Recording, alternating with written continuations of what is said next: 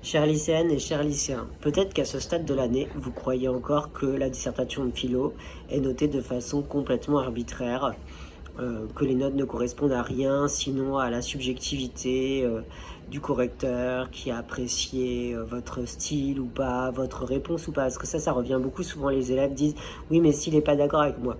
Donc sachez qu'avoir une bonne note à la dissertation de philosophie ne dépend pas de cela, mais dépend essentiellement de votre capacité à mobiliser les concepts, encore une fois, à faire des distinctions et surtout à rester en accord avec le sujet qui a été posé au départ jusqu'au bout.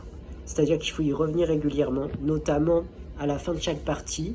Vous devez tirer en fait un petit bilan, un petit résumé de ce que vous avez déjà disserté et annoncer ce qui va venir après. Et pour ça, en fait, poser une limite à votre propre raisonnement. Dire oui, effectivement, nous avons vu que la conscience permet, dans certains cas, d'éviter de mal agir, mais selon les circonstances, elle n'est pas toujours suffisante, puisque parfois nous sommes poussés à faire de mauvais choix par l'occasion qui se présente à nous. Par exemple, sur une dissertation assez classique sur la morale, être conscient de ce que l'on fait suffit-il à nous prémunir de la mauvaise action, par exemple, quelque chose comme ça. Donc à chaque fois, il faut remobiliser ce qu'on a déjà dit pour le réinvestir en un nouveau sens. Une dissertation de philo, c'est surtout des glissements de sens.